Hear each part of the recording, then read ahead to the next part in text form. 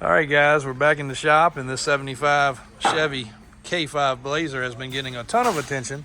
Now, unfortunately, it is sold, but Brian has been working tirelessly on a couple things, and he's going to show you one he's pretty proud of that he accomplished over the last couple of days and show you how it came out. Yeah, we'll show you what we got going on here.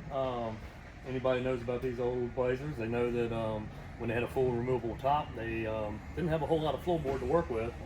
They had a bottom covering underneath there, the structure for the body that really took up all the space. So the rocker was only about 1 inch in depth.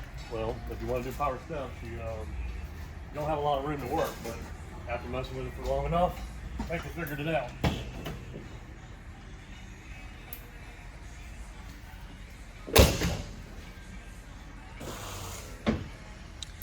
Yep, pretty slick.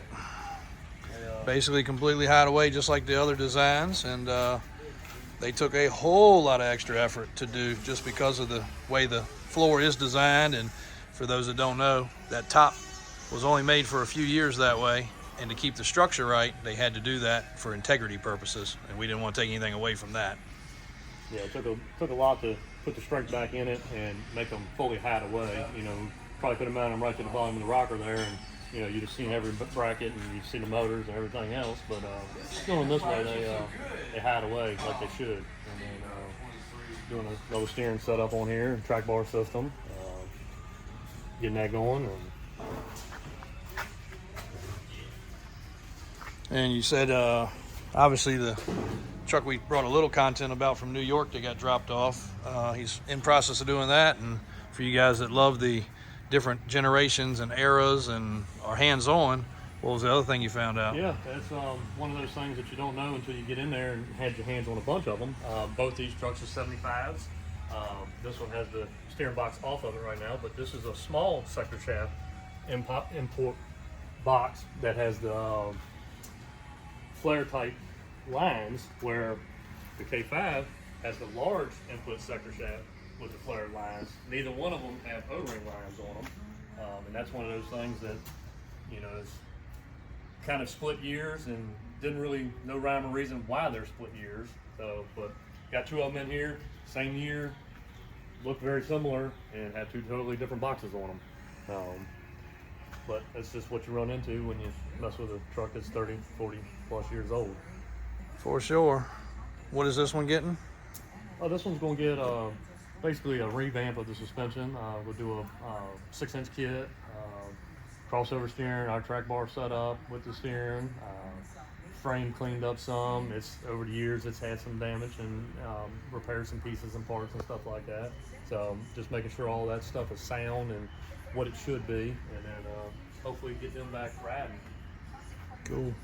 They actually removed the axles. Of course, they have to come down for the lift kit. They don't necessarily have to come out, but went in, had those steam cleaned and painted too. Just a little extra step, not something they're actually expecting. So they actually are subscribers on the channel, so they might get a little excited. They can see some progress of their truck, but got those really nicely cleaned up, getting all the dirt and debris off, and do the same thing along the way with the frame as it's disassembled. And I know they had some other little things they wanted to do while I was up in the air, but they had it on the schedule, and unlike most shops, it got right in as it was supposed to, and it is disassembled and moving right along. And this customer here has been very, very patient too. We've been updating him, but waiting on some parts to complete, waiting on things to come back from powder coat, waiting on the ever so dreaded step process.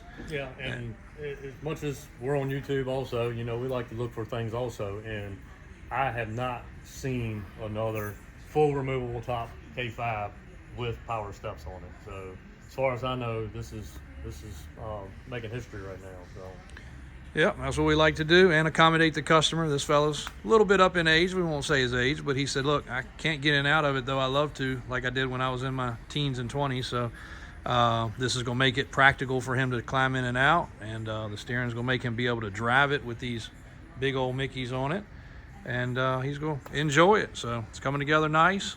A few more finishing touches at the service shop when we're done up here, and Brian has tackled most of it, so it's coming along real well. Thank you guys for watching, and he did all this in one take, so y'all give him some applaud. And he didn't put his hands all over the place, so he's getting better. We're gonna keep on pounding on him until he gets one right.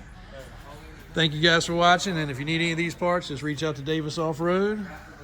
Leave a comment if you have seen it done. So that would be great to know if anybody out there has seen them on a full removable top blazer. Yeah, very interested to know that, because like I said, anybody could have just hacked them underneath there, but we wanted to make sure they went under there right and proper.